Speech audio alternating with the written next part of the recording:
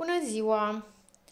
În acest videoclip vreau să vă vorbesc despre înflorirea la crinul păcii. Dacă aveți această plantă și nu vă înflorește, în acest videoclip vreau să vă spun un secret. Eu îi dau fertilizare naturală odată la ceva timp. Cum se procedează?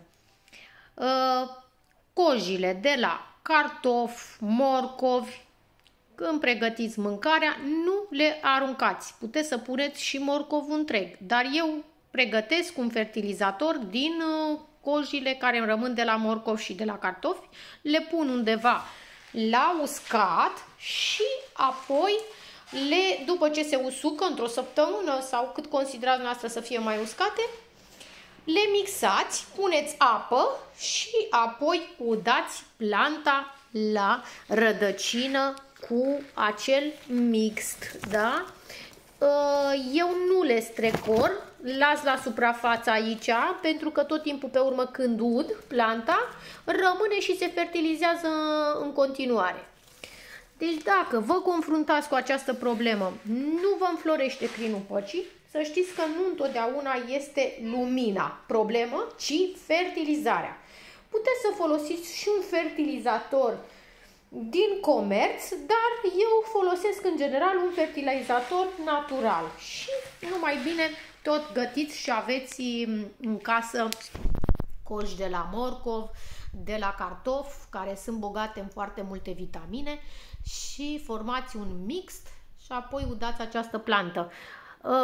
Eu nu strecor acel mixt. Îl pun așa cum este, îl bat bine și apoi îl pun la rădăcinile lor, pentru că atunci când ud planta, el încă rămâne și se mai fertilizează în continuare. Odată la ceva timp, la câteva luni, la o lună, cum aveți posibilitate, puteți să iau un fertilizator natural și o să vă umple de flori cu cât îi dați fertilizare mai multă. În general, eu mai mut și locul, adică îl pun undeva mai înspre lumină, dar apoi la o perioadă îl retrag. Îi place lumina, dar nu lumina directă, doar să aibă lumină. Și e bine din când în când să-i mai schimbați și locul la 1,2 m diferență de geam. Eu în acest videoclip acest lucru am vrut să vă transmit la cele care vă confruntați cu această problemă. De ce nu-mi înflorește crinul păcii? Pentru că nu are fertilizare și în general eu așa o fac, cu fertilizarea asta naturală. Dacă vă ajută cu această informație în următoarele videoclipuri, am să vă postez și mai multe informații. Eu vă pup și vă doresc multe flori. La revedere!